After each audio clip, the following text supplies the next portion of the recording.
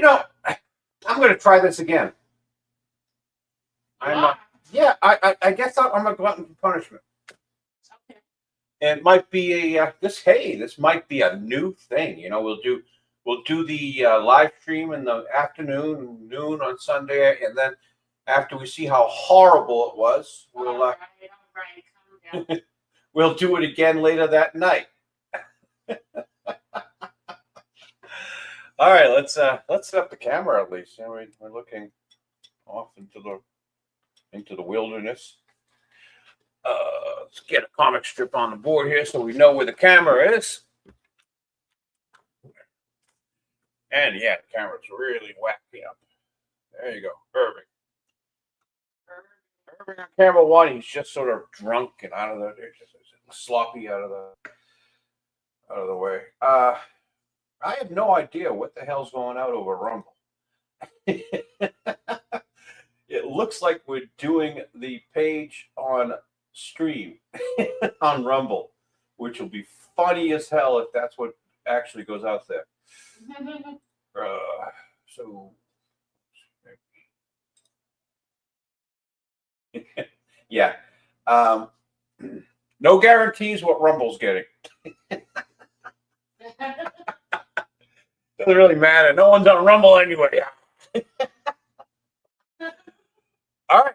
In case you don't know what we're doing here, this is Fido Live number 124. We started trying to do 124 this afternoon at noontime, but my family had come over for an early Thanksgiving dinner. And while you try to get some work done in a household full of women. Horrible. Who was the fourth woman? I said full of women. Oh. Nice. Yeah. That's what do we got here? Well, here's one of the chief colorist things, which I read this afternoon. I'll read it again because we're going to pretend no one saw the mess that happened this afternoon. Okay. Right? No one saw it. We have Fido and Felicia sitting on the sidewalk. Remember when people weren't so stupid? And she thinks to herself for a while. No, I don't. Me neither. Side that can go. That's already been recorded. It can just go away. Now this one completes a storyline from weeks ago, but actually it won't run until next week or so. Dino calls in sick. The cat boss says you got to visit the company doctor, and this goes in after the company doctor one. Company doctor says Dino does not have one of our viruses. In fact, he's not sick at all. Not even a minor cold? Nope, perfectly healthy. Well, give him something. Wouldn't that be unethical? You're right. Charge him for it. And there we go. It almost looks like a Friday on a Thursday, huh? Well, let's put that aside. Hey, I'm going to take this moment to see if I can put this on the big screen because it's easier if I watch it over there. So everyone indulge the cartoonist for a second while he plays with a remote control. Now I'm going to put on YouTube and sign into a name. See how quick that is? Jeez. Amazing how the technology works these days. And right there. Join it. In progress. So we'll chip right in here. Oops. Hey, why don't we kill the sound? Because that'd be a good idea. I got it. Oh, well, this blow my nose. Good. We always blow our nose on this broadcast. It's sort of like how Howard Stern used to burp and fart at the start of every show. We gotta blow our noses. Oh, did what? Howard Stern used to burp and fart in the show. We just blow our noses. Here we go. It's better than having a sniffle, which we used to do all the time in this broadcast. All right, this one doesn't have a date. This one does. The 10th, there's the 9th, and there's the 11th. Wow, it's all messed up. And this one doesn't have a date. We may or may not work on this one today. I put that pencil away. We have Felicia and Fido. And Felicia's knocking down Fido's "Beware of Dogs" sign. He yells, "Hey, that's my sign." Now, how will people know to fear me? And she walks off. He thinks to himself, looking at the people, "You're all next." As if he had done that. And let's put that up there on the magnets and get it out of the way. We have the next one, Tuesday. Bo's sitting on a couch. We have Fido and Felicia, and there's a news report coming off the TV. Officials say 12 people were injured. That's horrible. Any dogs? They don't say. What kind of... well, it's kind of an important detail for them to miss, don't you think? Any cats?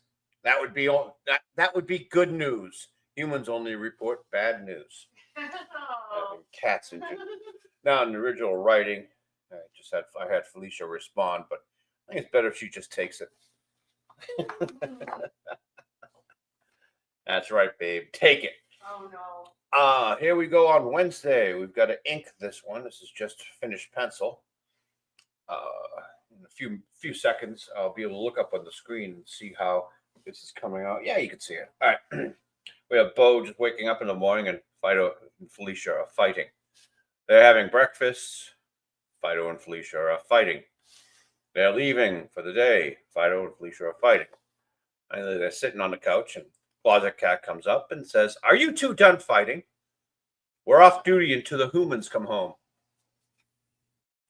See, they only need to fight when the humans are home. That's right. And I'm going to save this one for the first day of snow, which we have no idea when it's going to be, and I can predict it now. But I'm going to sneak it in on the first day of snow, regardless of what storyline we're doing, which will probably screw up one of my Fridays, I'm sure, because every Friday they're going to be in the bar. We have Dino out here in the wilderness, in the snow, just living life, living his best life, you could say. And the dogs and the cats are frolicking in the snow, and a couple of cops getting snowballs thrown at them, and the animals run away, and Fido, on his way by, tosses or laterals Dino a snowball, which he catches, and the cops catch him with the snowball, red-handed, as it were. So that's just a simple little frolic in the snow Fido comic strip. Doesn't hurt anyone. Doesn't make anyone angry. Yeah. That's right. No dialogue. Happiness. Now, I could do the finished penciling on this one today. This is a slightly dirty one, off color. We have Dino and Bo inside a diner with Fido and a waitress. And Bo says, "Waitress, your thumb was in my cheese dip." Oh no. "Oh, sorry." And then Fido grabs her hand, and "I've got it." And he's sucking on her thumb. Ew. And she says, "Oh, isn't that cute?" And Dino pops up. "You dribbled something on your shirt." "I got it." Oh. See, the waitress sort of like obviously wears these shirts that kind of low cut and revealing. So that's that one. What I planned on doing and did not do this afternoon, I had already chosen a brush, is to we'll do the borders on this one, which may or may not give this brush the opportunity to gather some ink, and then maybe either go to the snowball one or the dog and cat fighting one, depending on which one I feel like doing. You might want to see some of the wrestling moves the dog and the cat get into. But I do like the image of the cops getting the snowballs thrown at them. Nothing about it. So I'll put those two suckers aside. And well, let's get to work on this. Where is my ink? Yep, just where I left it, right up there. I know I'm going to make this callus on this thumb even worse, just thinking about opening that bottle. Oh, dropped my brush. Good thing there's no ink on it yet. But we bent the tip a bit. That's not good. Look at that. These brushes are made of the finest Himalayan tree squirrel pubic hair.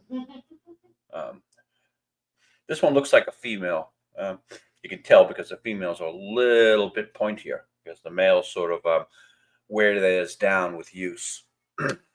Oh my. I'm going to need a to put on a glove, because as you all know, cartoonists are the dirtiest, filthiest creatures on the face of this planet, and I got to wear this, a glove, because I do not get any of my filth onto this clean, beautiful piece of Bristol board that does not at all already have hand oil marks all over it. You need not take this. You need not take this piece of paper to the FBI crime lab to prove who's been touching it. My fingerprints are visible. Yeah. Okay, let's and as I yeah, you can see it. As I demonstrated earlier today, my pencil marks tend to smudge if you touch them. So I like to put down a piece of paper. And well, what do we have today? Here's Rachel Maddow. Hey, Chief Colors. Yes. I meant to ask you this question earlier today. If Yes. you were to guess CNBC's Rachel Maddow, how much do you think she makes a year? Oh, a year you said. Yes, yes.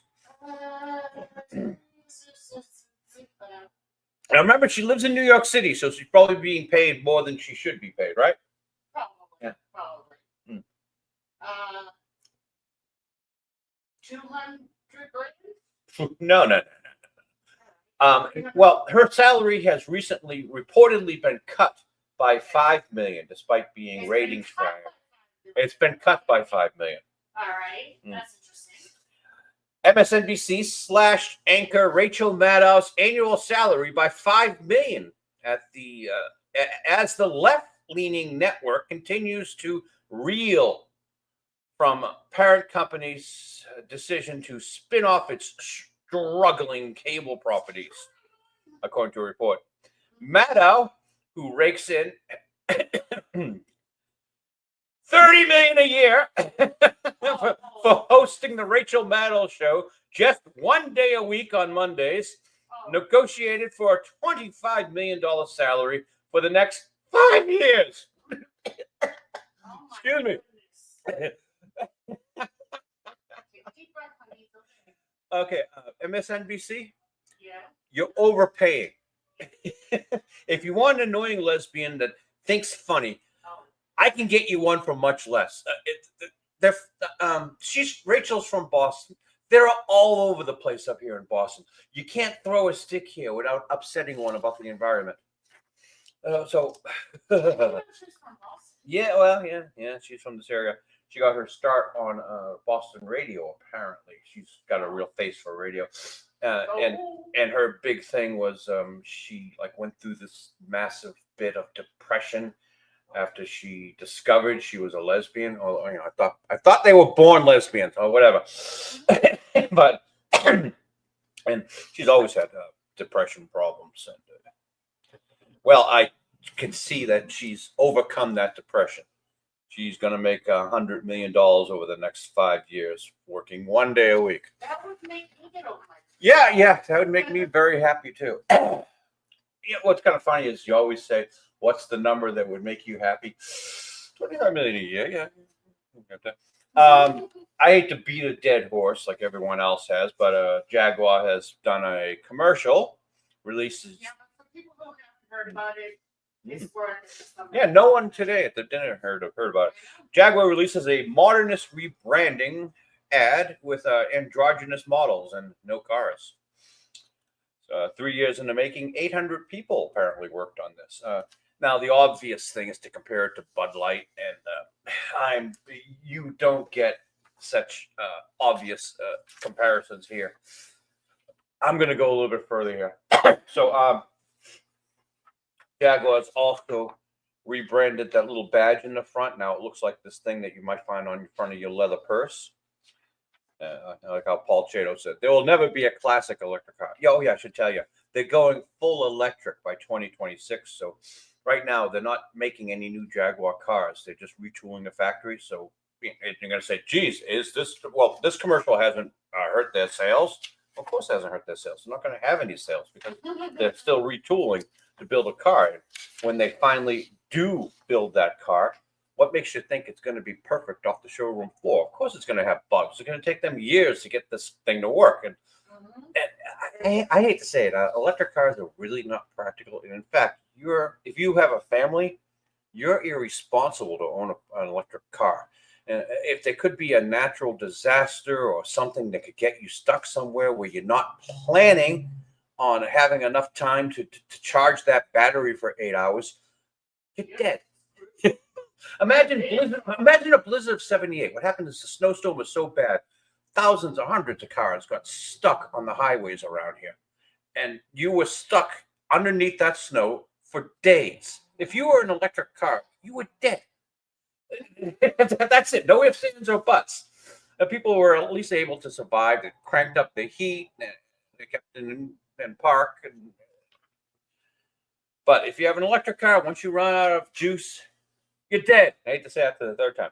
Here's the Jaguars typeface. They've gone to. It looks like a Geneva, maybe a. What do you think? Well, hey, this looks like a Geneva typeface to me. Capital G. So now we say Jaguar around here. Jaguar, a Jag. Jaguar. But I think it's supposed to be Jaguar. Oh, that's just so Jaguar. Jaguar. So anyway, Jaguar. here's the analysis you won't get anywhere else. Their parent organization is Tata Motors. It's an Indian company. And these people are famous for their reverse colonialism. They bought Jaguar from Ford in 2008 for $2.3 billion, all cash. I was upset when Ford took over Jaguar because they made all the Jaguars look like Fords, but at least they were a little bit more reliable. Well, about as reliable as a company that stands for fix or repair daily can make it. But they look like Fords. They looked horrible. Jaguars used to be the coolest looking cars on the road. Talking about an aspirational brand. But this was almost a Disney moment when I heard Tata is going to buy Jaguar. I'm thinking, well, it can't get any worse. Don't say that. Disney bought Lucasfilm. It can't get any worse. George Lucas really destroyed Star Wars with the prequels. It can't get any worse. Ford really destroyed Jaguar. Oh, you sweet summer child. Now, as I said, Tata is an Indian corporation, and they have a bum up their butt for the Great Britain. They hate the United Kingdom. They bought Tetley Tea in 2000. They bought the Chorus Group, which is now known as Tata Steel Europe, in 2007. They bought British Salt for $93 million in 2011. The reason why Britain originally went over to India was to get the tea. And now the Indians kick the British out and they steal their tea. Tata hates the UK, and they're doing everything they can to pay the British back for what they did to India. And we're taking your tea, we're taking your steel, you can't even have a meal, we're taking your salt. And they're a famously conservative company. So why would a conservative company do this to Jaguar? This is a direct attack at British manhood. I mean, what's cooler than the British secret agent driving? Just James Bond had the Aston Martin. They couldn't get Aston Martin. They got the next best thing. They got Land Rover and they got a Jaguar. So here's the new here's the British symbolic. Here is the Indians symbolically castrating the British man with what they're doing to Jaguar. That's the Fido take on what this whole commercial is all about. Thoughtful commentary you will get nowhere else on the internet. I assure you. All right, we're done with Jaguar. We're probably never ever going to talk about Jaguar again, right? Right. Well, there's something else I wish I would never have to talk about again, and that is Wicked. We've gone through this whole thing with we started watching this when Cynthia Erivo got really pissy about how people changed her poster because she wanted her beautiful face looking angry at everybody. She's mad at you for 200 years of oppression in this commercial. in this poster where that's not what it was supposed to be originally. It was just, uh, Alphabas, the Wicked Witch, was sexy in the play. We've been reading the books, and while the first book, well, the original Wizard of Oz play is much better than the book, I'm still going to go with L. Frank Baum for the origination. And this whole Wicked storyline is completely breaking the lore, as it were. But we'll let it live as it is. These two are still going out on emotional tours, movie tours. To advertise the film. Chris Gore and Alan Ing, they say the movie trailer sucks, but the film is actually pretty good. Alan Ing gave it an 8.5 out of 10, but he says, you got to stop the press tour.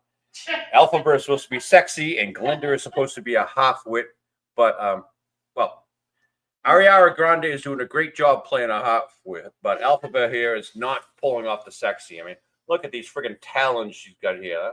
It's a 3-inch long nails, and she's got this septum piercing. Ladies, this is not attractive. See the septum piercing? So these two are apparently at every interview they've broken into tears crying.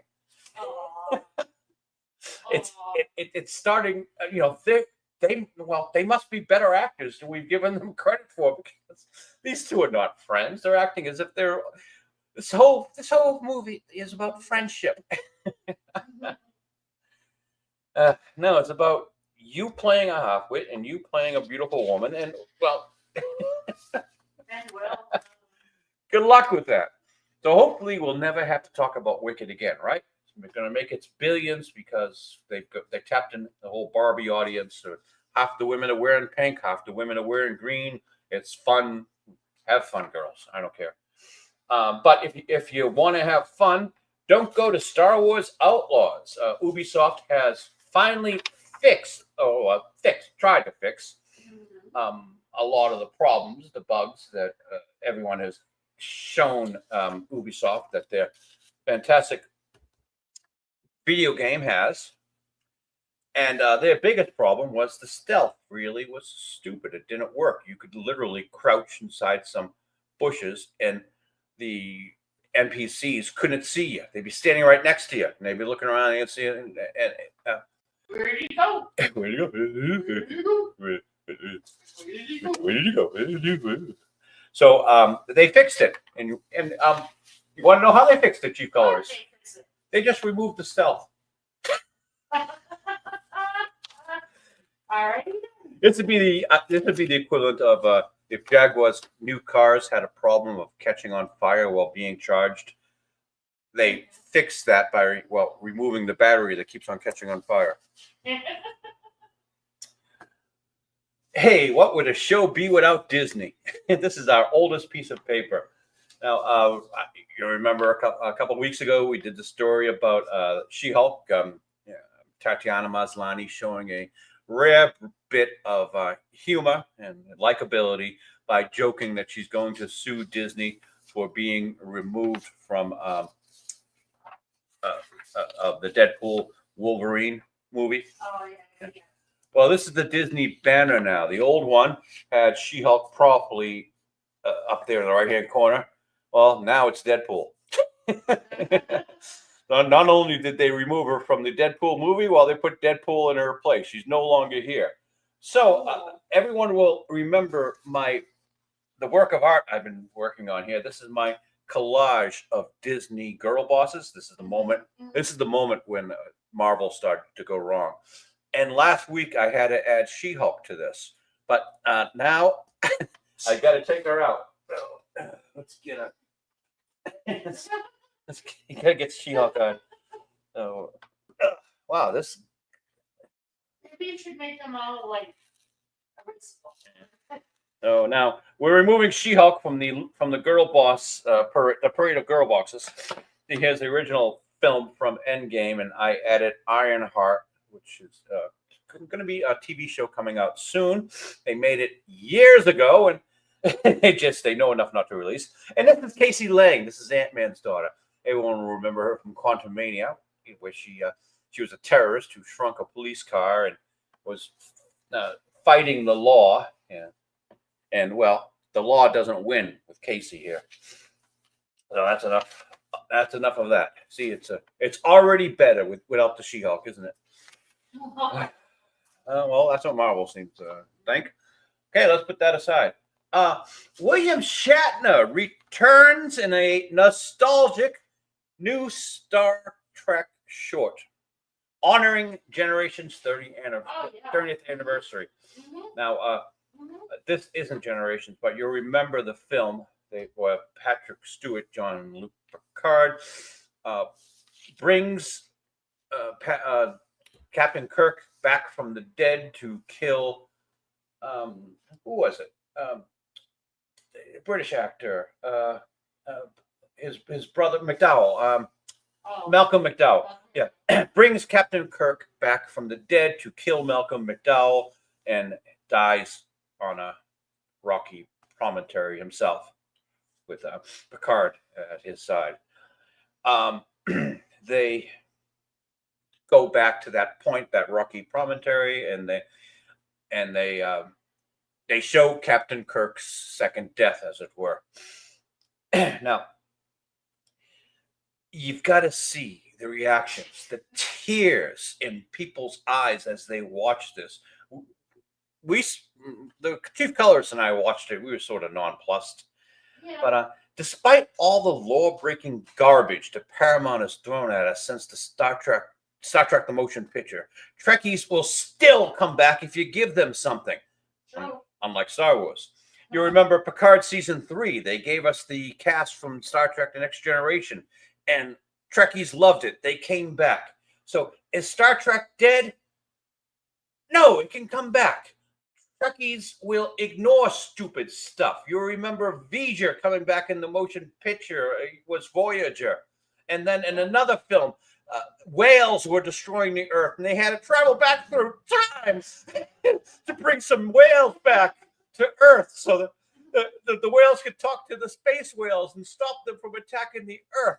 Talk about stupid storylines that Trekkies have put up with, and they still loved it and tried to persevere. You make it so Guido shoots first, and a Star Wars fan says, "You're dead to me." These things must happen. So, the Trekkies, since 1960 to 60 to 80, 20 years, they kept this stupid TV show alive in reruns. I caught it in reruns. My father was a fan of it. I hated the show. The first episode of Star Trek I saw the guys in the red suits were fighting the guys in the yellow suits, and the blue as well.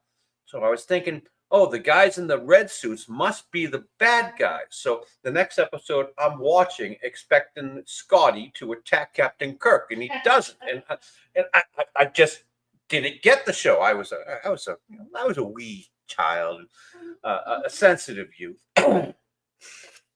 Well, I never liked the show, but we just had the one TV with the knob that you turn to change the station, and well, my father wanted to let me change the station. So here we have. Apparently, they hired an actor and put prosthetics on him to play young Kirk. It's kind of interesting. Okay. Yeah. Probably Sebastian Stan, huh? Yeah, they hired Sebastian Stan for everything. Well, there's Star Trek Picard. We're not keep that on the board. And looking at my dwindling stack of stuff, it scares me that we might be playing with Scott Adams all day. Scott Adams is the cartoonist who created Dilbert. And Scott and I are great friends. I mean, we're best friends. I see him. I have coffee with him every day, Yes. And when we talk about all sorts of stuff, it's wonderful. Now, Scott and I are like best friends forever, BFFs. Yeah. Only Scott doesn't know that. Scott doesn't know me, but I know him. And simultaneous sip nearly every day. I don't get to see his comic strip as much anymore. And Yes. what was cool about what was cool about Scott? I almost said that. Scott draws Dilbert on the computer. And if you see in the background here, this is the Wacom tablet. This is like a $3,000, $4,000, 200 or 300 pound monitor. And you see this fantastic little hinge the monitor is on, and it's a heavy base. So you set it on a flat table, and that hinge brings the monitor out, so it's like a drawing board. This drawing board here it's at a 44-degree angle, so I could replicate that angle and work on it as if I was working on a real drawing board. People wonder, why do you work on a drawing board? Not only is it good to keep animals off of it and keep you from like laying your coffee cup on it or anything, so it's always this is just a piece of wood to draw on, but it allows you to reach up higher easier. If you were drawing on a flat surface, you'd have to reach your hand further to reach it. So that's the reason why we draw on an inclined surface, in case you were wondering. So Scott draws on a Wacom tablet with a Macintosh with using Photoshop, and I've already explained why I don't use Photoshop. As everything Scott doesn't own his comic strip. Everything he's drawn on that fucking computer, Adobe owns. And once he stops paying them ransom, he loses everything. So I warned Scott, but he just won't listen to me. You know how it is. You know how friends are. They just won't listen to you. But Scott did a show in which he wasn't drawing on the Wacom tablet. He had a stupid little notebook computer, which he just used the what do you call this? A trackpad. Is it a trackpad? You move mouse with your finger. Move the mouse. Yeah. You just use a trackpad, and then he had it hooked up to some stupid tablet computer. I think it was probably a Apple iPad, but something about this size, and he was drawing on it. Now, the best thing about actually doing it this way, the best thing about the Wacom tablet, it's this big thing. It's the size of a board. You got plenty of room. You can move your menus around, and he's trying to draw the comic strip on this tiny little stupid iPad, and I just want to slap him up the head. Scott, you've got a Wacom tablet. Now, I would never draw my comic strip on a computer, but if I had a Wacom tablet, I'd put it on there and maybe change the chief color's job. But, Yeah. I have to be doing it all computer. So Scotty was drawing with a tablet now. He's taken the coolest thing about what he does as a cartoonist and has just cheapened it. He's sitting in his fucking garage doing it too, which is.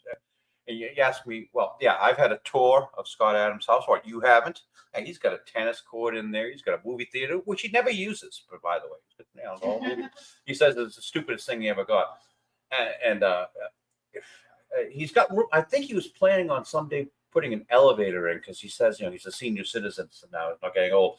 But it's so. I think it might be a Spanish somewhat design because he's got these wrought iron rails inside, and there's this turret that's shaped like Dilbert's head with two windows for eyes, and it's overlooking the swimming pool, and the middle center central courtyard. So, Scott and I are best friends. He just Buddies, pals forever. He just doesn't know me. That's just the little. Are we gonna leave Scott on the page, or so we can talk more about him, or is there something else here that I haven't? Gee, dude. Gee, you don't have any pretty women. I don't have. Yep, you're right. I don't have any pretty women. I didn't see what you had. What do you have? You'll see in a minute. I can't see it. Oh, no, it'll come up in a second. You're right. I don't have any pretty women. You have Alphabet Glenda here, and we have Rachel Maddow. Oh. You're right. I don't have any pretty women this week.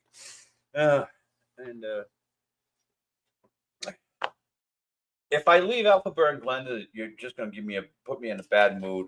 I don't know enough about Rachel Maddow. I've literally never seen her show. Go figure. She used to be on the air just so the conservatives will have some crazy person to make fun of, sort of like what's going on in The View. They're planning. When did Elizabeth Hasselbeck get kicked off The View? A while ago. Yeah. Well, they got to bring another Hasselback back on, so they'll have someone to oh, Counterpoint. a whipping girl, as it were. Yeah, true. Gee, are we going to leave Jaguar on this board? Any pretty women in here? Uh, I believe it was Ryan Kimmel or RK Outpost was clever enough to point out that they dressed the Asian transgender man here in yellow. Oh, I know. And look, he's got a Yeah. Teletubby butt on him. Oh my. Oh my. Let's get a brush going here. Yeah, these Audi people are creating the words they get on the screen. Create exuberant. Now, is that some sort of English that I'm not aware of? Create. You don't create exuberance? No, we create exuberance. Oh. EXUBERENCE. But no, Potato, this is tomato. create exuberant. Okay. Live vivid. Yeah. Okay. Delete ordinary. How do you do? How do you do that? Break molds, and then they got the this one in the background here swinging a sledgehammer. Copy nothing is the last thing they hit on the edge there. And while this is not exactly something that has been copied. Do you think they hired like a bunch of box checkers, and they just didn't? They just let them off the leash, let them do what they want? I happen to think the Indians purposely hate the British male and want to destroy everything that is the United Kingdom. Want to destroy everything that is English, or all of the colonial days that India has suffered under. How many years did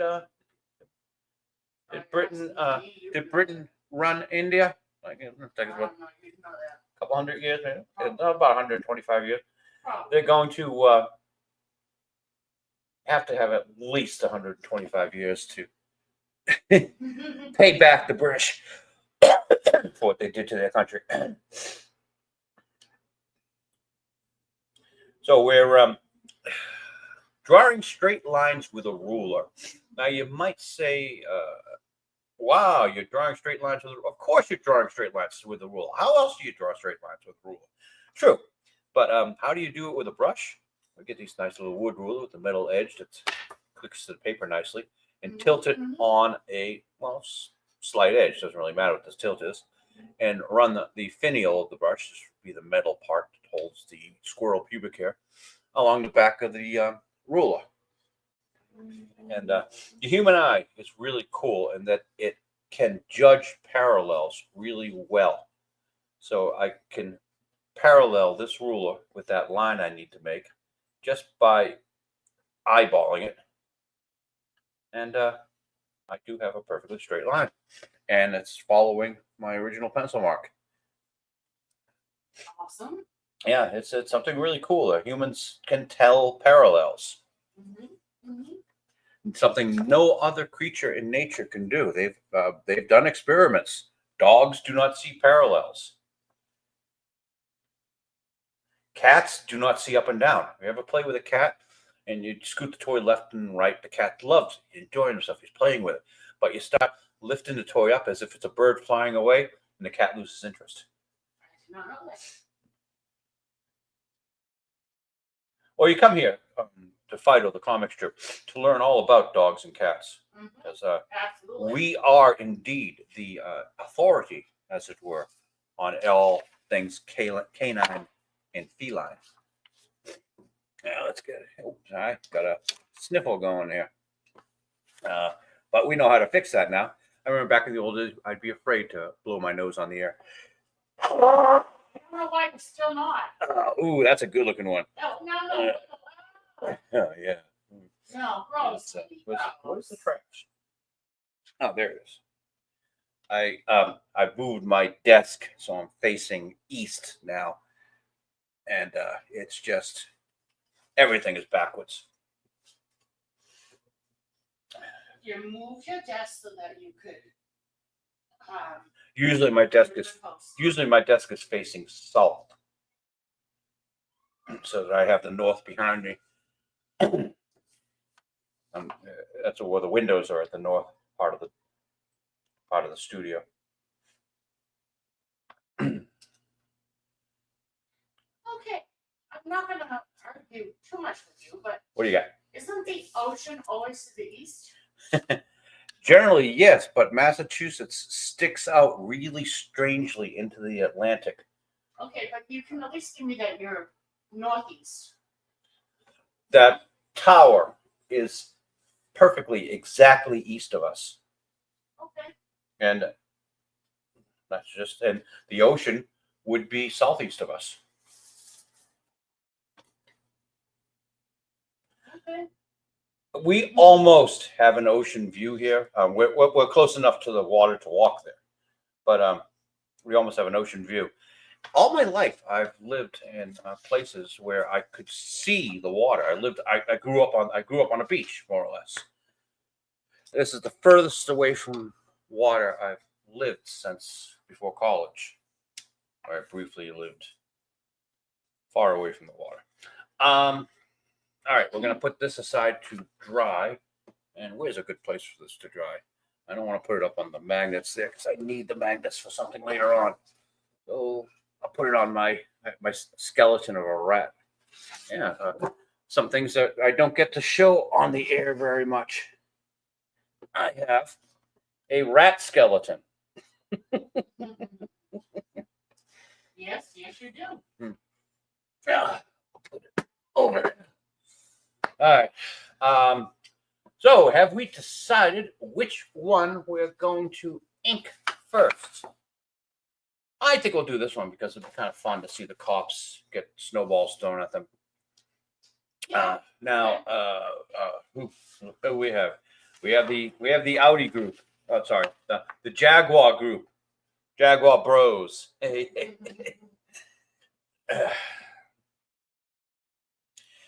So I wonder if this skin tight shirt on the guy in the middle here is on the non-binary in the middle here is purposeful, because he's sort of showing titties, Oh my. male titties. Oh my. Actually, everyone's showing titties when you get right down to it. Even the Asian male here. The only one almost not showing titties is the woman here in the back. This is the plus. This is what they consider a plus size model. Well, maybe that one is back. Oh, you can't really. There is one plus size woman here.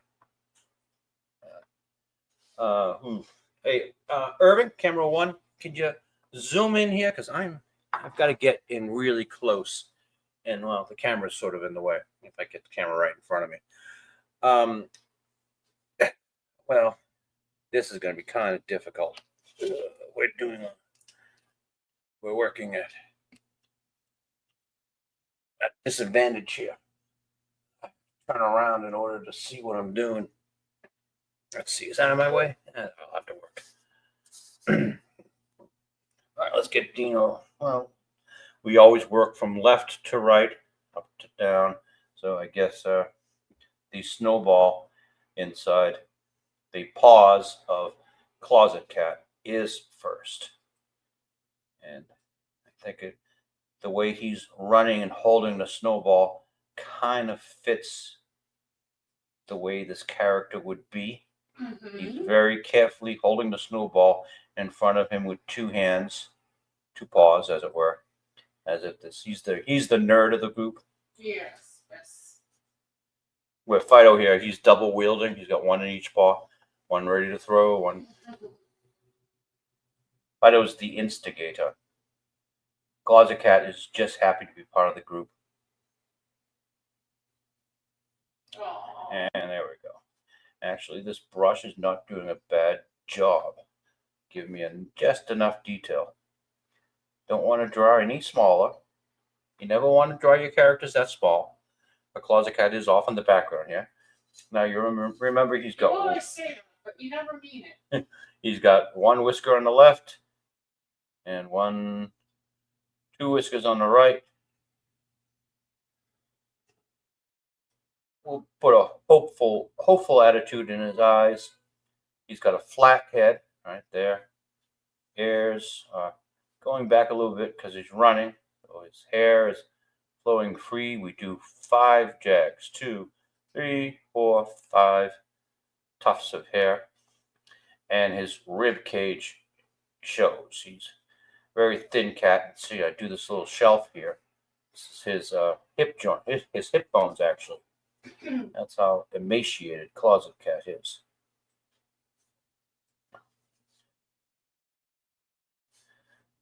And got a good run, and there's his tail. Closet Cat, you can almost smell him from here. Now, Fido is the instigator, as I said. Front center. Let's get the nose. Fido's everything in 3. So 3 tufts of hair at his mustache. See, terriers have mustaches. Happy frolicking in the snow. Fido. 3 tufts of hair in the back here. 2, 3. And we'll just do a Calvin and Hobbes open mouth smile here. I'm not as good a friend with Bill Watterson of Calvin and Hobbes as I am, of course, with Scott Adams. Scott and I, as I said, we have coffee every day. So, Scott and I are really great friends. As you can see, this is a photograph of himself that, well, he gave me online. Oh, yeah. And if he thought about it, he would have signed to my best friend Crow from Scott. He would just say, love always, LUV always, and Scott. With the, there we go, love always, Scott. He would sign it like that. With the new age since the presidential elections, I wonder if Scott is still canceled. Everyone will remember Scott Adams famously made room for guys like me on the comics page by getting himself canceled. Scott has revealed to the world how many jobs he has lost because of affirmative action, DEI, diversity, equity, and inclusion stuff throughout his entire life. Because he used to work for a bank. He was on the management route, and they told him, "We cannot promote you any further because you are a white male."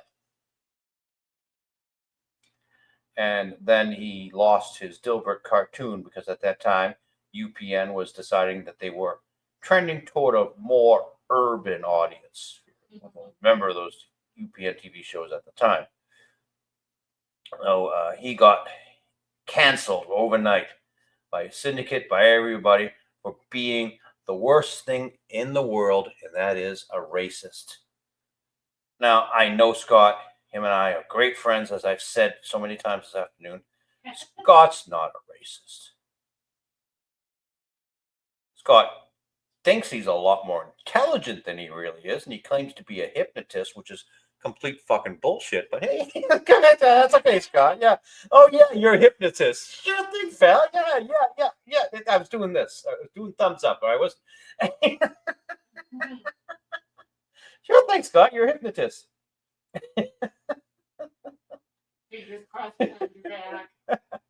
But he's a great guy. I love him. He showed us his method for writing a comic strip, and Scott, I have a few suggestions that may make your life better. Now, we here at Fido the Comic Strip, we're all about making things better. Making every day is better than the last, right? That's one of the things I promised. And every Fido broadcast was going to be better than the last. And Scott, I'm going to help you become a better writer. Just now, we saw Scott writing his comic strip. It was a Sunday. The joke was The Office, so that no one will make fun of them anymore. they were getting rid of their DEI program, and rather than firing anyone, they were just going to move these DEI people into the departments. And it's like, oh no, we got Beth, but Beth isn't even an engineer. And the joke being that Beth will realize after a while that, oh my God, I am useless. But I wasn't doing the joke justice. It was funny. I'll give Scott. He's a great comedy writer. He has a different theory of comedy than we do here at Fido the Comic Strip, but they all work. So Scott was writing this using his laptop, and he would just open like a text box on each frame. It was a Sunday, so there were 8 frames, and he just typed out what he thought the joke was, and let it work its way through the conversation amongst all of the characters. You know, whenever you get stuck, you don't know what to do, you pull in another character and bring in their point of view. See, that's the Fido way of writing things. You look at things from other people's points of view. If you have different characters that look at the world differently, you can make humor easily. So anyway, Scott would write something, and if it wasn't perfect, he would overwrite it and put something new in there, completely losing and throwing away what he had written before, unless he remembered it. And who the fuck is going to remember everything? Let me show you how you probably, Scott. You know, let's hold. I know I'm not as great as you are, Scott. I understand you're the smartest man in the room. But hey, let me show you what might be a good idea when you're writing. And I'm just going to pull my worst example out here. Yeah, here we go. So I don't even know what joke this is. Oh yeah, this is the one where the bear was talking to Dino. And see, when you write a line and you don't think it's going to work, you cross it out, but you can still read it. And you go on furthermore, cross out, change. You can still read it, and you still have your original to go back on and maybe understand what you were thinking about. And maybe there'd be a germ of a joke that you can take and use someday in the future, or maybe not. But when you do it, Scott, you type it out, you delete it, and you delete it. It's gone forever. That little germ of an idea that might have been something great someday will never be great because you just aborted it, pal. Yeah, okay, I got ink on me. Scott is so into the future. I'm not going to draw comic strips the old-fashioned way with pen and paper. I'm going to do it on computer. And if his ideal would be to just tell the computer to do something and it would draw the strip for him. And someday that's what he's going to have. He's going to talk to an AI. And he's going to say, okay, put Dilbert at a desk and have him say, I hate Mondays. And then have Alice walk into the room in the next panel and have her happy and joyful. Yes. And that is how Dilbert strip will be created in the future if Scott Adams has his way, whereby a Luddite like myself is still going to sit here getting ink on his fingers.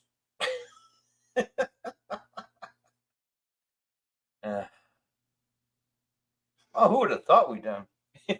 Hey, the rules of our show is whatever I write down generally becomes what I call it. Yes. So guess what we're going to have to call this show? Hey, Irving, zoom up. There we go. Yes. Well, what I wrote here is love always Scott. Yep. Today's show, let me make sure it's on the front. Yep. Today's show is called Love Always.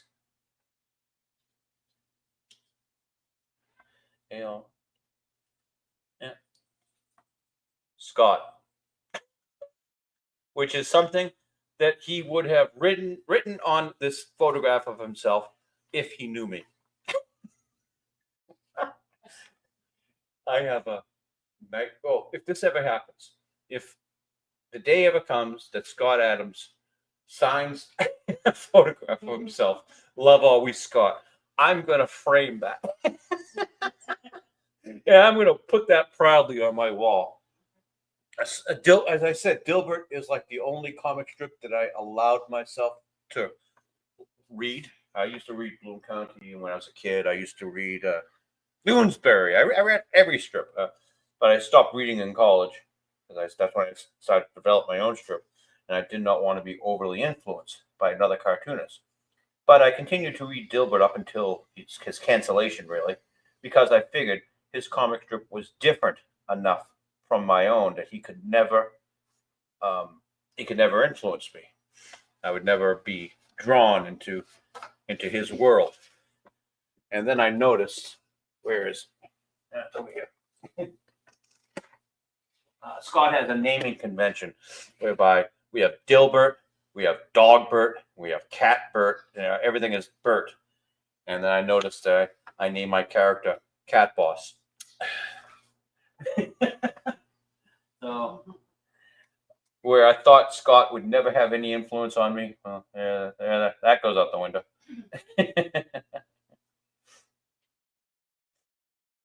But even though Scott and I are like really good friends, I do not think he would ever send me an autographed photo with "Love Always Scott" written on it. Yes, that ain't gonna happen. I was as a 4, 5, 6-year-old kid. My first comic strip was Peanuts, Charles Schulz, and I guess Scott actually met Sparky. They spoke a few times. He said that he wouldn't really consider them friends, but they were acquaintances. I never got the chance to meet Sparky, Charles Schulz. That would have been great. But I guess when you think about it, Scott Adams is my Sparky. Look at little Sparky right there. He kind of looks like Charles Schulz, doesn't he? It's like Charles Schulz without the religion. Yeah,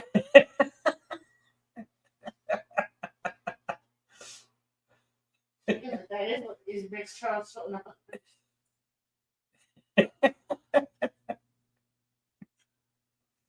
Yeah, that's what I call him. Charles Schulz without all that nasty religion. Scott's an atheist. He told us the story of well, of course, because him and I are friends. He told me the story of when he told his mother that one day he just wasn't going to do this religious thing anymore, and they never talked about it again. And I was like, well, that's your decision, son. That sort of thing. Yeah.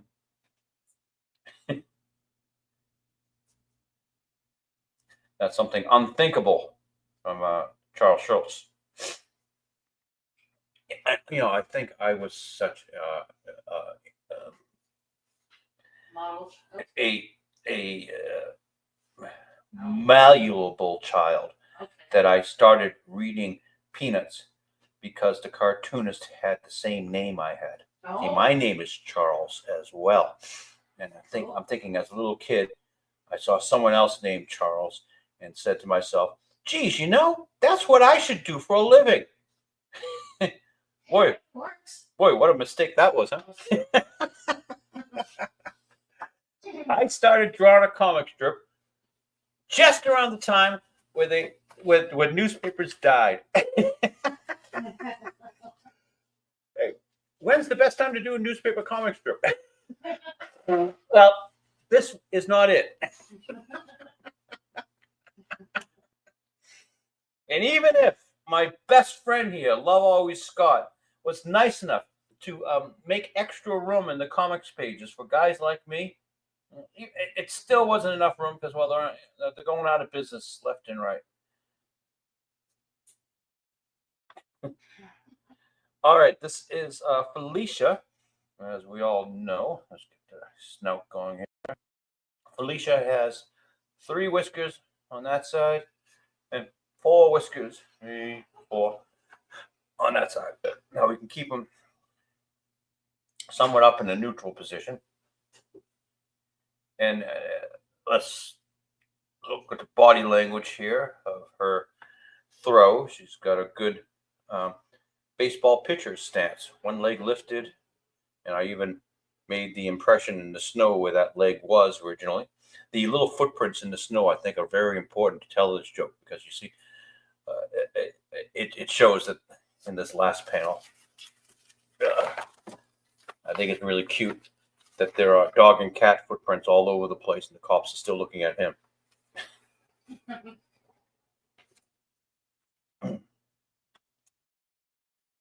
And Felicia is wearing a stocking cap with the tassel on it because it's cute, alongside of a scarf.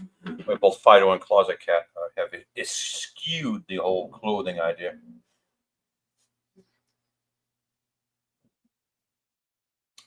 Snowball.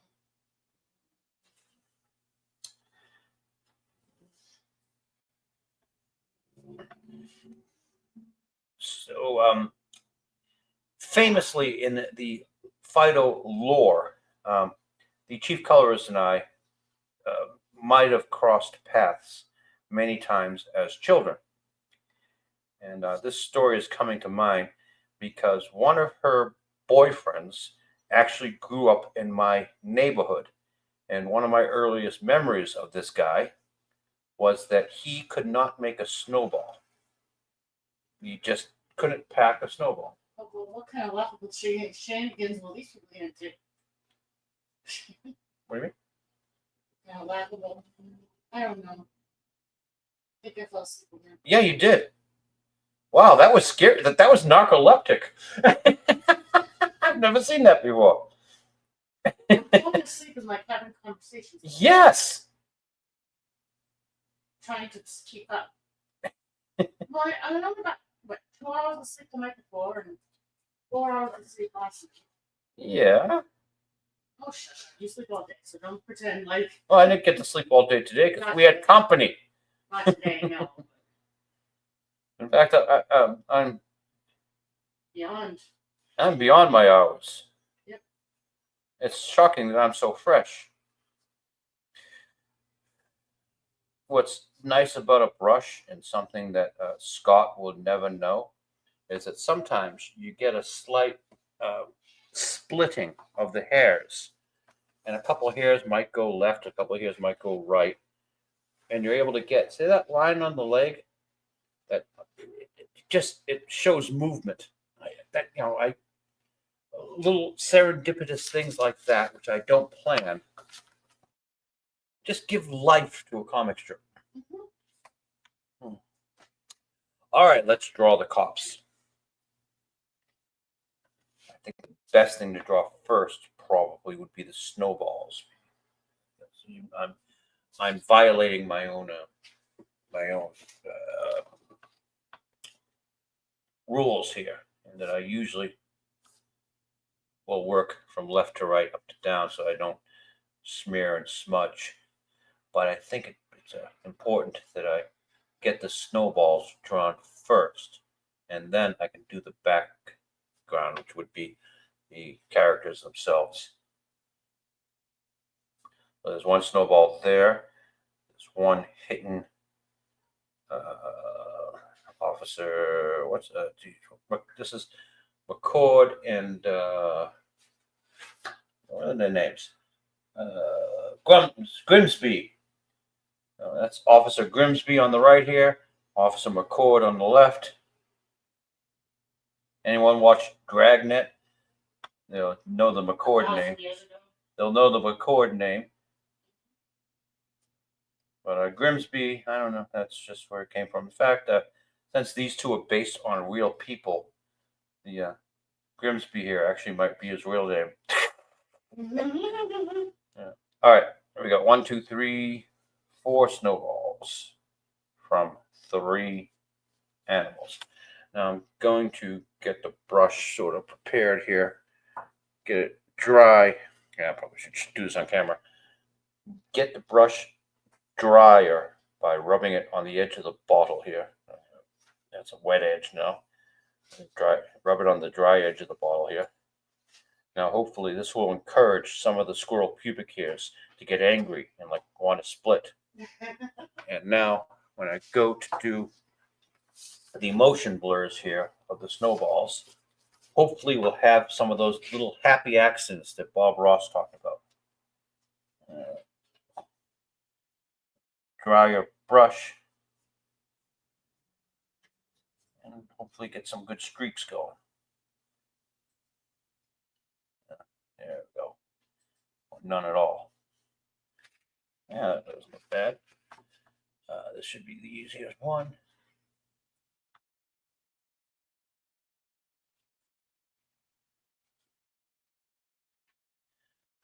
And slightly dry brush, get it in, and you get all those motion blurs. Now, see, don't those snowballs look cool? Scott, why are you joining me again? There you are. Always good to bring a master like Scott Adams along when you're going to draw, because he's the sort of guy who can tell you how to draw a comic strip. He's one of the, actually, if you think about it, he's in the elite status of one of the greatest American cartoonists in America. Okay. And he does it all on a computer, which I would consider a handicap. But actually, think about it, you can do it quicker and without getting his hands dirty. He wears the same sort of glove I do, just so as not to get his computer screen dirty. So Scott would be the white collar cartoonist, where I'm much more of a blue collar cartoonist. I get my hands dirty, very dirty. Actually, I'm going to draw. I'm going to draw the police car in the background here.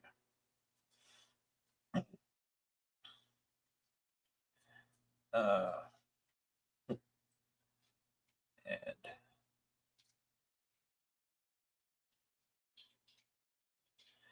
there's Officer McCord, still has his sunglasses on. And I think I forgot to draw the actual pieces of the sunglasses that goes behind the ear. Yeah. Curly hair on McCord, because of course he's a redhead. At least that's how he was designed. Redheaded Irish cop. But of course, I don't think the chief colorist got that memo.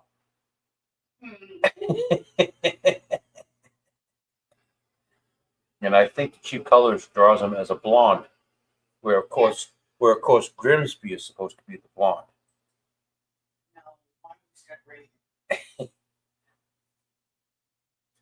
I have nothing to do with the coloring. I let the wife do as she pleases. And many married men will discover that's generally a very good idea. Now see, he's got this tie pin here. So this tie is well behaved right until it gets to about this point, which is why it's doing a Dilbert angle right there. Why doesn't Dilbert wear ties anymore? Good question. Yeah, look right there. There's a Dilbert character with the tie, the way it's supposed to be. Yeah, they've gone casual in the office. I think right around the time when Scott started to draw it in his garage and not in his living room anymore, he got too casual with the comic strip.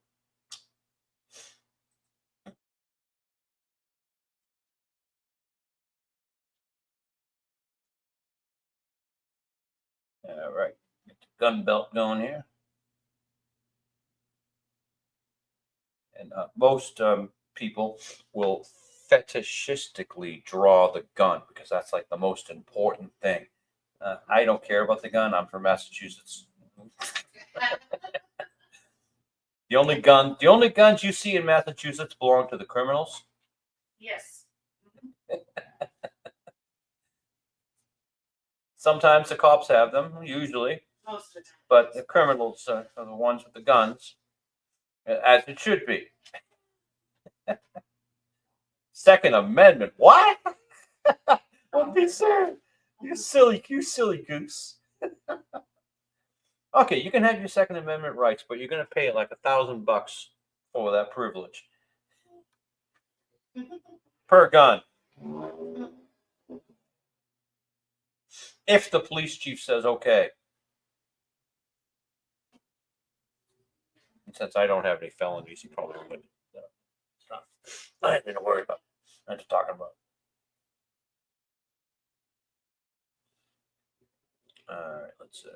This is the tire of the police car that's behind Officer McCord. Now, why would the dogs and the cat throw snowballs at the police? Because they can. There are these counterculture, anti-authoritarian animals. What can they say? I do not want to defund the police. I want the police to shoot these animals. They got it coming. Let's do the black on the belt here.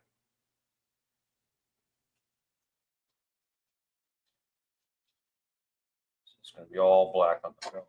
Just disappear. There's that.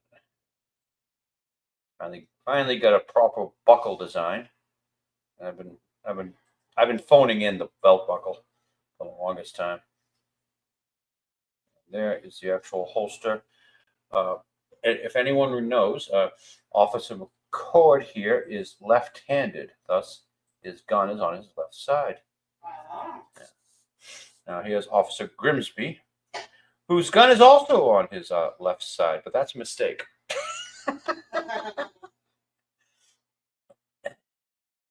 See, it's usually good to draw it in such a way that the way they stand, I don't have to draw their guns. Mm-hmm. You can just draw like a bit of the holster so people get an idea. But in this case, I guess I drew Grimsby's gun. I guess that's it. Grimsby is a switch hitter. He's ambidextrous. He can go either way. He's bi-handed. He's trans-handed. Yes, he used to be right-handed. Now he's trans into a lefty. That's it. And I'm the cartoonist here. I can say what I want.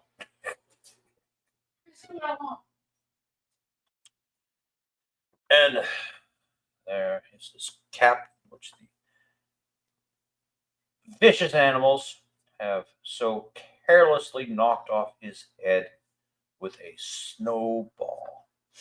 Oh, horrible. So as I was saying earlier, Scott Adams is in the league, one of the greatest American cartoonists currently living in our country.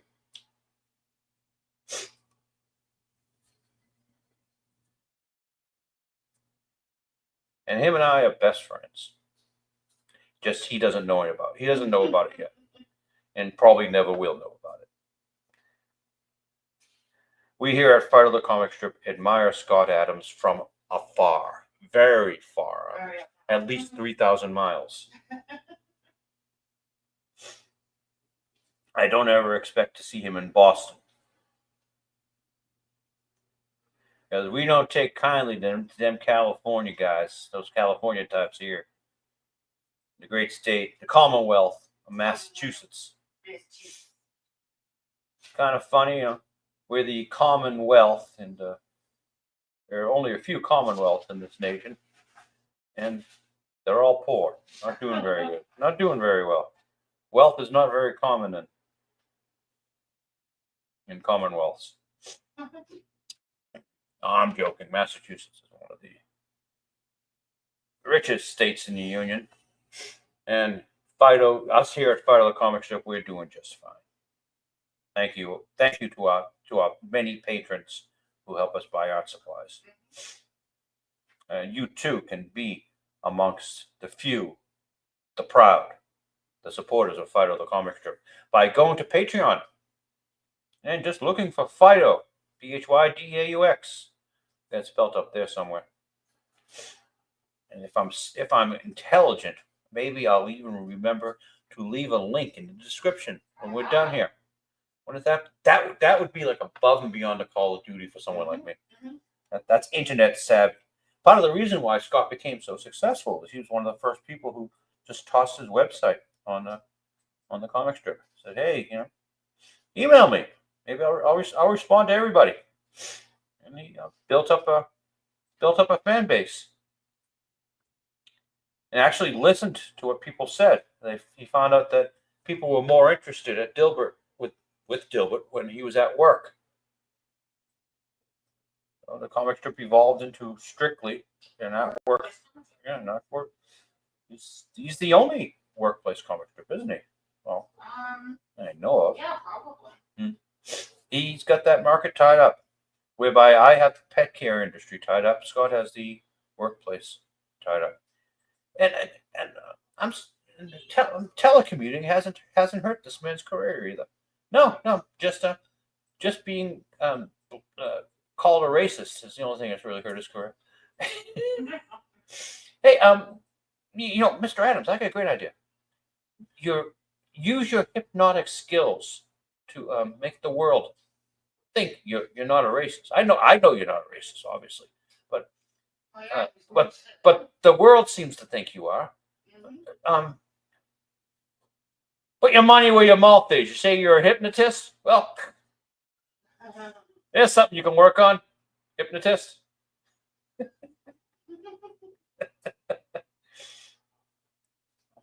I hope he never sees this show because he's gonna no Scott. Yeah, right. All right.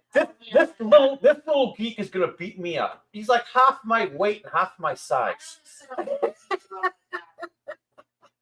I have no fear whatsoever. Scott would have to bring a bodyguard or two.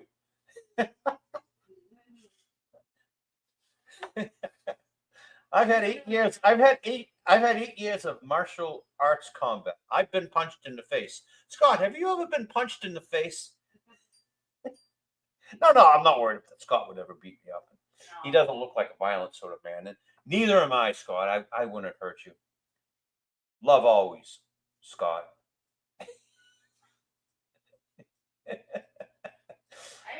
See, I got the title in there. But yeah, I hope he never sees this. I doubt he ever will, which is great. But, my only chance of ever getting that signed picture at Love Always Scott is if I meet him in person, tell him the story. That's unlikely to ever happen. I don't go out, and he's in California anyway. Yeah, I would die a happy individual if I never went to California again. I have no desire in my life to ever see the left coast.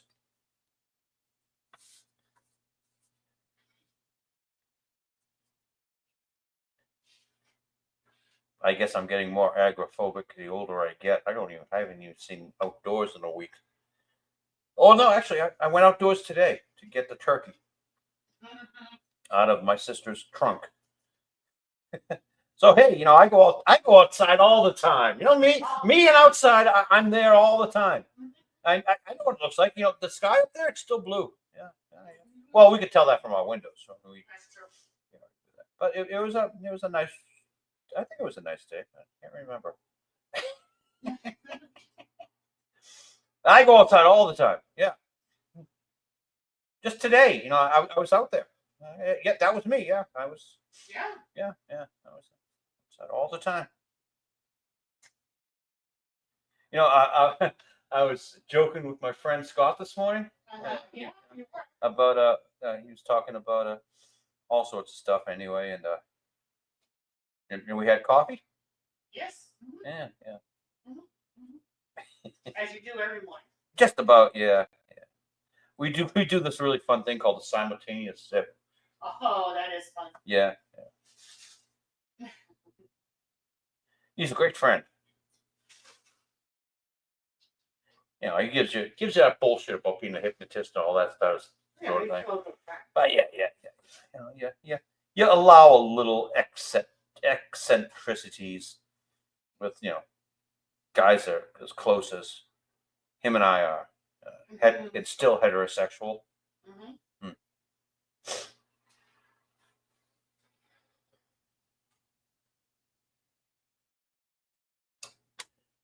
All right, there is the police car. And right back here on the sidewalk. The way it is in Massachusetts is they shovel snow and then just push it right up to next to the curb. Because if they were to push it on the street, a snowplow will come by and it will push it back onto the curb. So then you'd have to push it back onto the street, and it pushes back on the curb. It becomes sort of a well, it's a fight.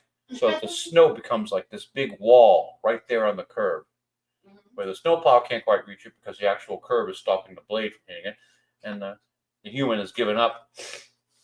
So that's where the snow always sits. All right, now we have a closet cat right here running back, empty-handed, and I do feel this is a good representation of his character. Let's get oops, I made those dots a little too deep.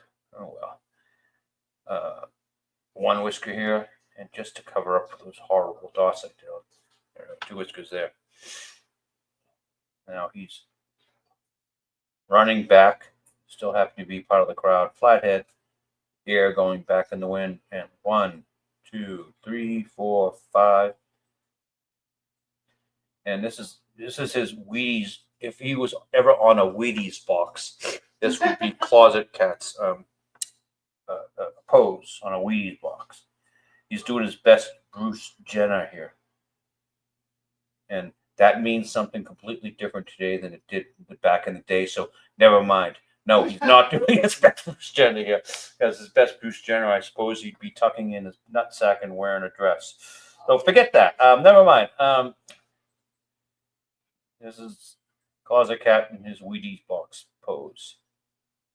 Better eat your Wheaties if you're going to throw snowballs at a cop.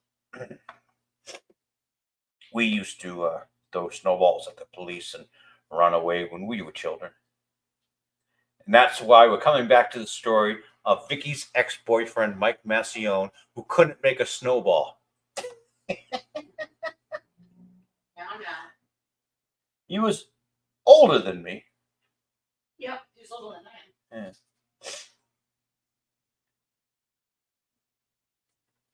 I seem to remember, I think I was in the 2nd or 3rd grade, and he showed me the textbook of a 6th graders, and like, geez, you think you can do this sort of work? It was like the advanced, whatever they were teaching 6th graders at the time, which was so far above and beyond.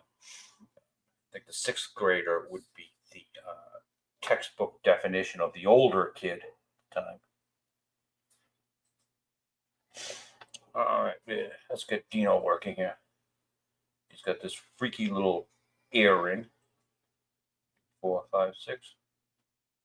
Oh, happy birthday to Donnie Murray, the man whom Dino is based on.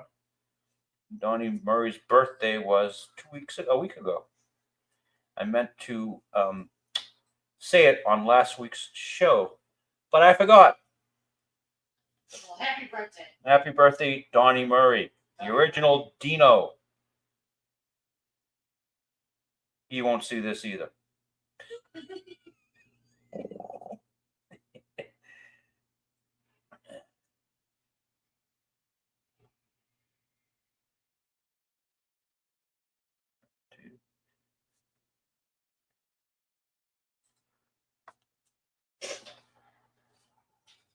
You know, I should hashtag at Scott Adams. I doubt they'll never reach him. But he's big on Twitter. I think if I hashtag Scott Adams on Twitter for this, I can't see Scott wasting his time watching this.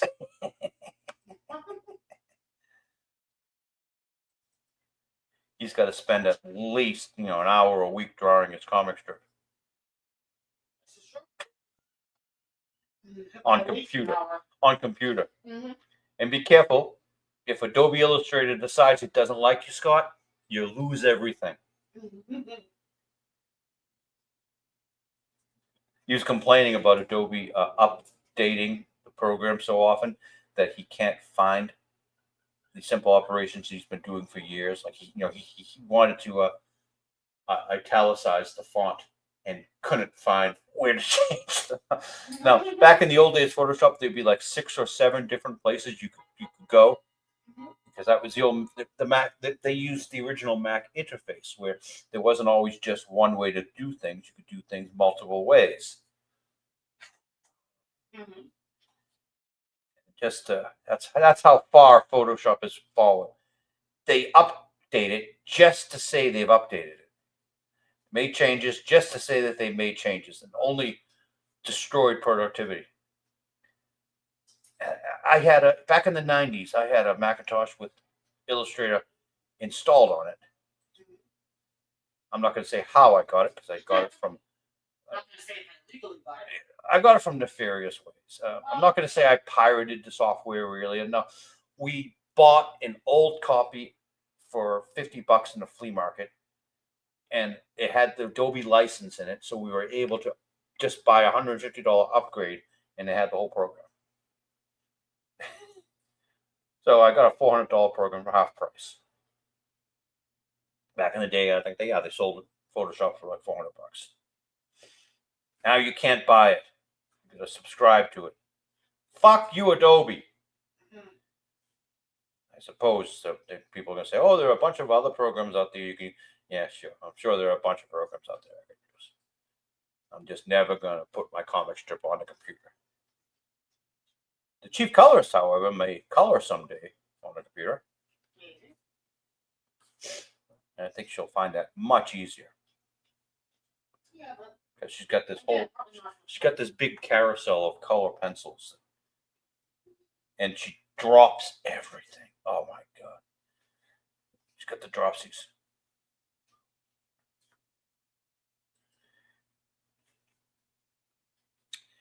Oops, I think it's just about time we blow our nose again. That's hey, this is the highlight of the show, actually. I gotta get a new paper towel. It's the last one on the roll, so it's special. Stuck. There we go.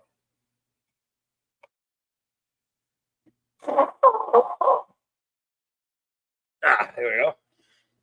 Yeah, all right. Ooh, well, the red flakes. That's not good. Stop it. Don't be gross. Where's our brush? Is that it? Huh? Only one way to find out. Nope, that's not it. Is that it? Yep, that's it.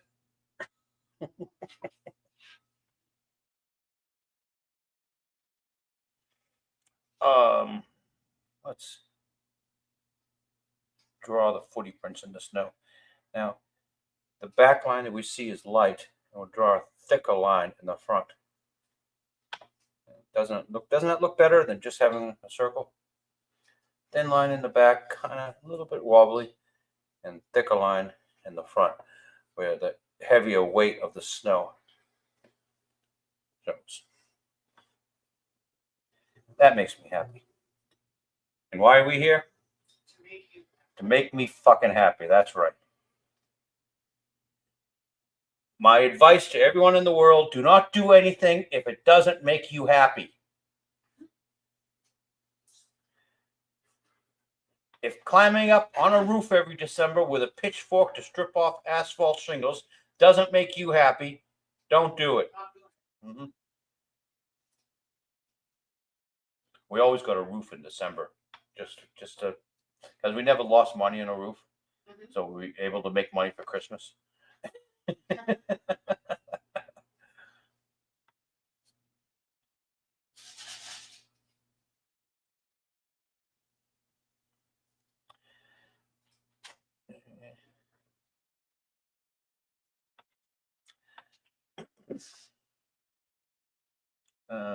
I'm going to hold off on doing those speed lines right now. Let's get Fido's hands first. Fido's paws, I mean.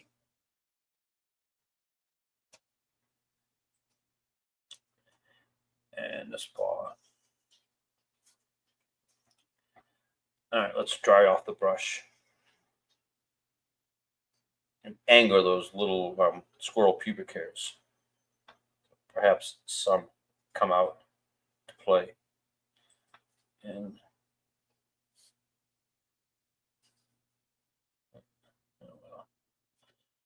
Didn't work as well there as it did over here. But there you go. You got the idea. I'm going to continue to use dry brush to get Fido's nose correct. Let's do Felicia's nose while we're here. All right. Back to business. Fido's freaky little three-thing mustache there.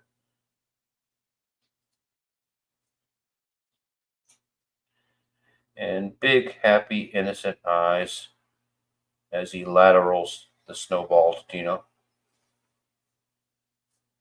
He's completely oblivious as to what's going on behind him. See, this even works visually. The cops are getting the snowballs thrown at them behind Dino's back. See, it works even with the panels.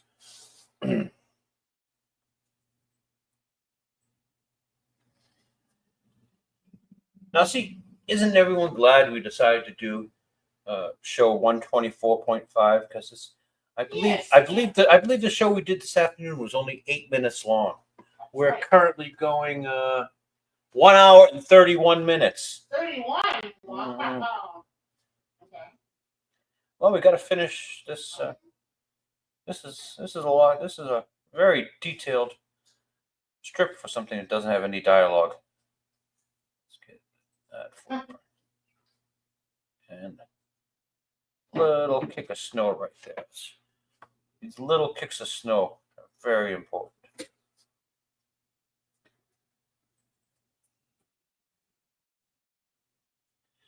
And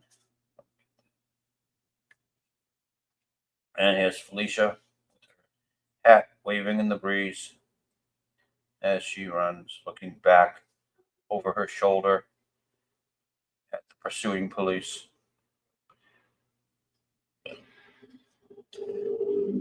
And we'll draw the whiskers screaming in the wind. 1, 2, 3. And 1, 2, 3, 4. You haven't turned her head. The whiskers on this side are bending in the breeze. That makes sense, right? Yeah, of course. Bending with the breeze.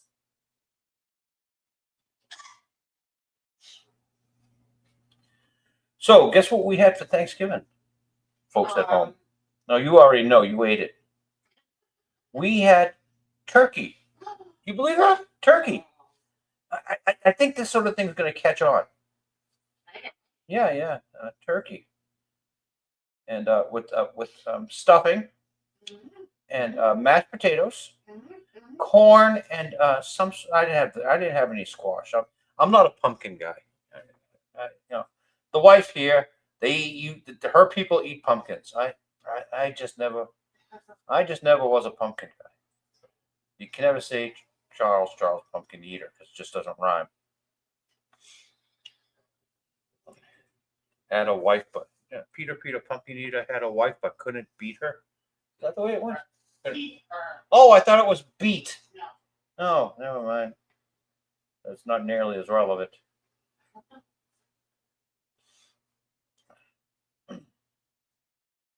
Oh, wait a minute. I never thought of that. Couldn't keep her. So she ran out on him and had sex with other men? Yeah, I guess so. Wow. I gotta find Pete's wife. No, you don't. Yeah, I don't need any of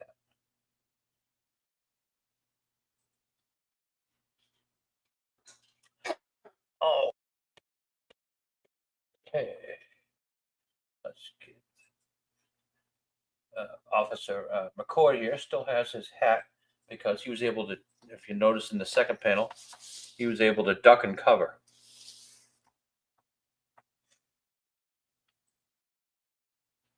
Tuck and roll. No. And I kind of like how you do these sunglasses in such a way that you can get the expression if you want.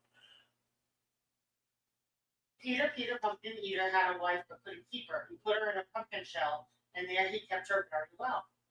Peter Pumpkin Eater had another, didn't leave her. Peter learned to read and spell, and then he loved her very well. And then he loved her very well. I guess he read to her at night from L. Frank Baum and stuff like that. Mm-hmm. Actually, we're currently reading Warhammer 40K one of the Cyphus Kane books. But I was reading The Wizard of Oz to her a couple weeks ago, just because Wicked was going to come on, and I wanted to have something to talk about. But I'm happy if I don't. I'm happy if I don't have to talk about Wicked again. I'm not a musical person. You know, I've heard it's not that bad a film if you like musicals, and this thing wasn't made for me. I hope everyone enjoys it. Hope all the girls like dressing up in pink or green, yeah, whatever. Yeah, do the whole Barbie thing, and let's ignore the fact that Ken was the hero. Barbie was the villain of that film, and the villain won. Evil triumphed in the film Barbie. Let's not whitewash this.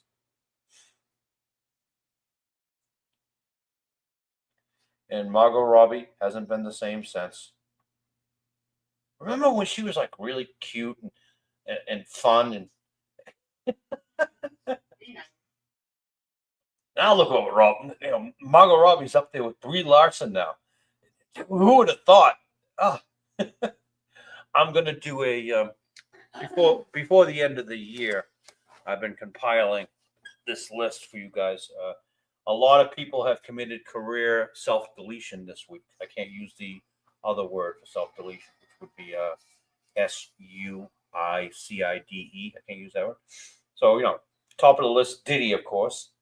And there's Ezra Miller for Flash in the famous Ezra Miller crime spree.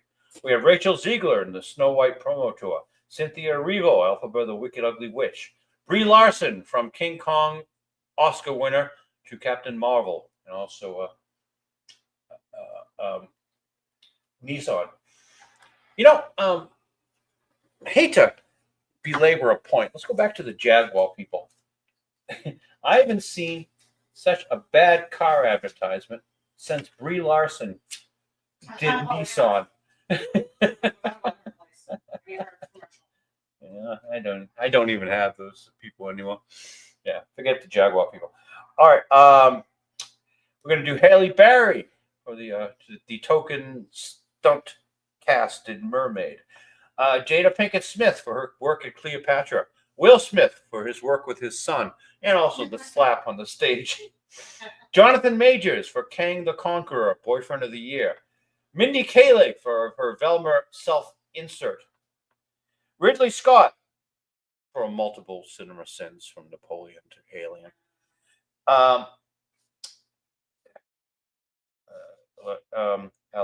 Alec Cox, Echo, Margot Robbie as Harley Quinn. Harrison Ford for not giving a fuck. Mark Hamill for his stupid tweets.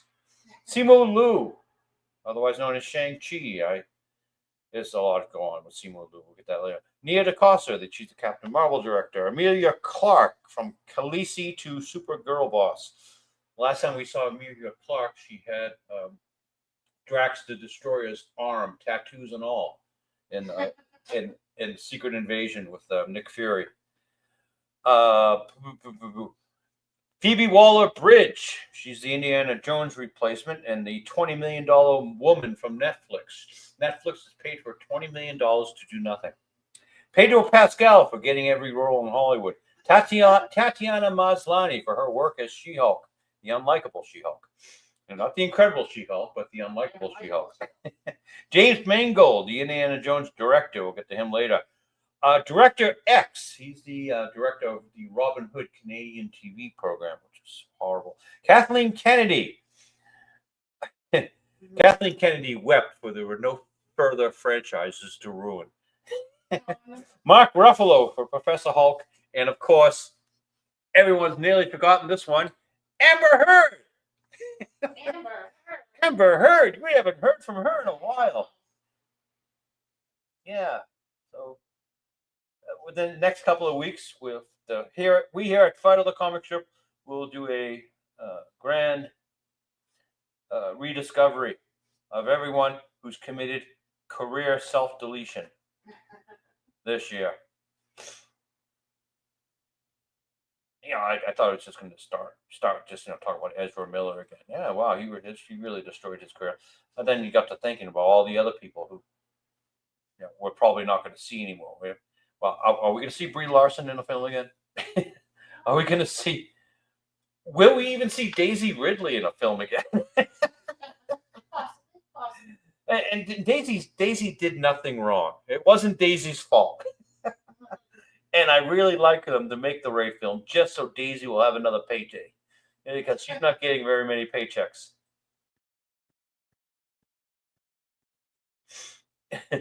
And Brie Larson's already had too many paychecks, so I don't care about her.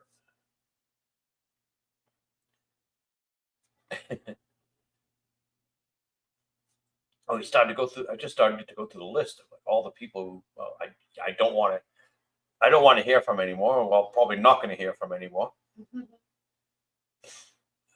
Rachel Ziegler and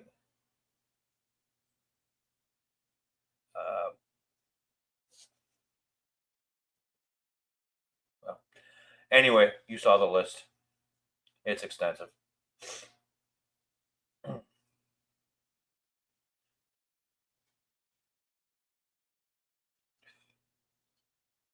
So we'll pull out a lot of our old pieces of paper that we've used in the past, but I probably will have to print up some new stuff, because I will try to get a picture of every fallen starlet in a bikini. That's going to be a mission. Shouldn't be too hard. My biggest mistake when looking up the whole Wicked thing, I put the name in of the woman playing Alphaba. Naked. Oh, did you really? I swear she has a penis. No, she doesn't. No, she doesn't. There's one shot. No, There's one shot. No. Let's not start being like that person. Let's not be that person.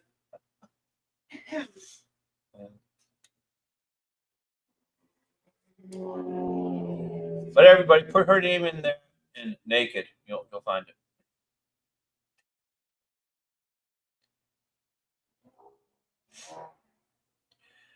I put in Rachel Maddow naked, and there's a picture of some Rachel Maddow looking woman who's trying to lay on her tummy on a topless beach, and and some paparazzi is in there getting photographs, and Rachel herself laughed at it. Said, "Not only is that not me, but that's not my butt."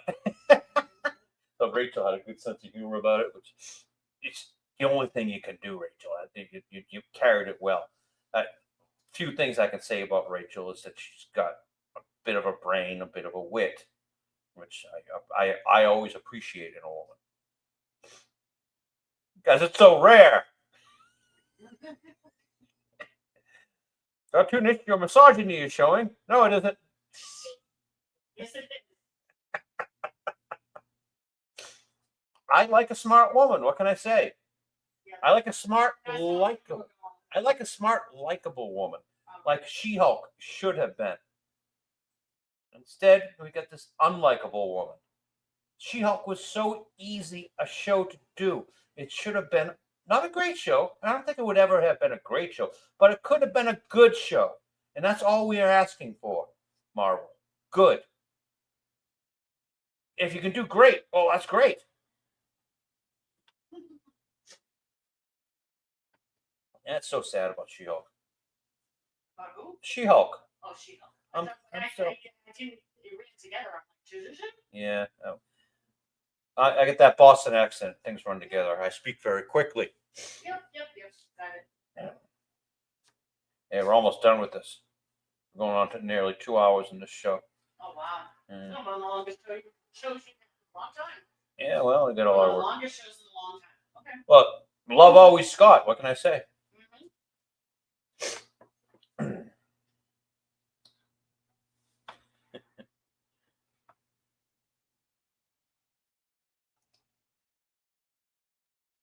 Grimsby's hat. And then Dino, what are we doing for time here? We are 1 minute 44 seconds. Oh, sorry, 1 hour 44 seconds. Try that again. 1 hour 1 hour 45 minutes. Yeah. I'm not used to being on this long, so yeah, that's why I'm getting woozy. This is almost like a day's work, you know. Cartoonists are not known for doing a day's work, right, Scott?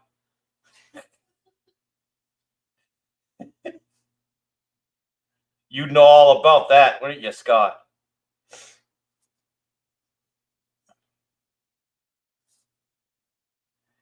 You know, this morning Scott was putting in his like 10 minutes of doing his comic strip, and It's 10 minutes to do it. I'm sorry. Yeah. no, that's all. It's a full long day's work, you know how it is. Scott, one of the country's premier cartoonists.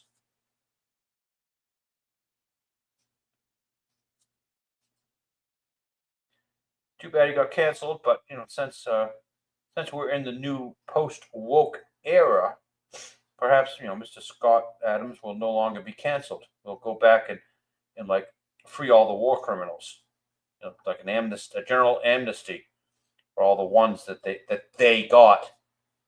Like we'll do a prisoner exchange. Okay, you guys can have the women of the View and Oprah if we get Scott and maybe one wrestler to be named later.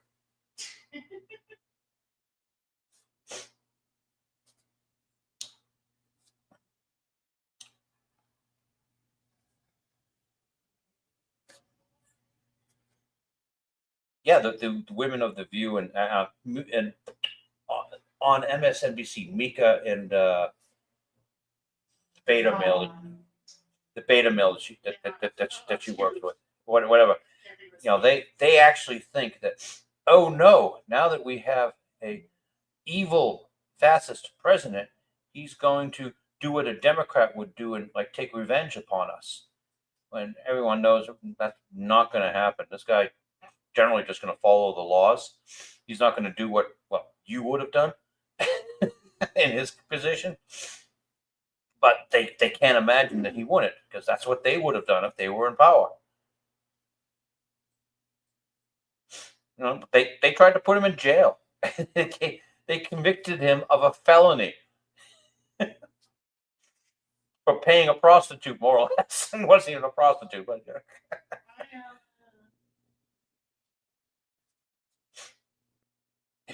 you gave a woman money. That's a felony. Yeah.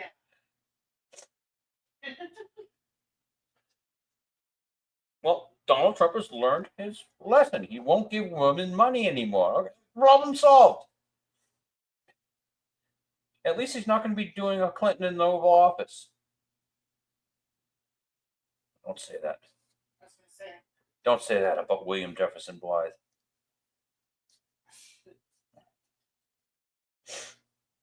I'm here in Massachusetts. I'm like deep behind enemy lines. I got my windows open, and I'm saying this shit. Oh, they're gonna sniper me. All right, we're almost done here. Fortunately, because we're getting ourselves in trouble. It's not like I'm worried that YouTube will demonetize me. You can't scare me with that one, YouTube. And it's important to have all these animal footprints in the background. You one under McCoy's leg. All right, that is the comic strip. Everyone drawing your comic strip at home, be sure to put the cap back on your ink bottle, like so. And wash your brush in a gentle dish soap. And another good tip, leave a little bit of the soap on your brush because it helps to condition the squirrel pubic hair. And you want good conditioned squirrel pubic hair. All right. Thank you for joining us for this episode of Love Always Scott. Otherwise known as Fido number 124 in Join us next week, and we'll talk about our love affair with Zippy the Pinhead. Actually, Griffey's from Massachusetts. I should at least know Griffith. Bill Griffith. Yeah, I should at least know Bill Griffith. For Christ's sakes. He's from Massachusetts. Yeah. Why have all the cartoonists left me in the dust? All right, we're going to say goodbye to Rumble. Goodbye, everyone. And goodbye to our good friends at YouTube. 1 hour and 50 minutes. Wow. Yes, and stream.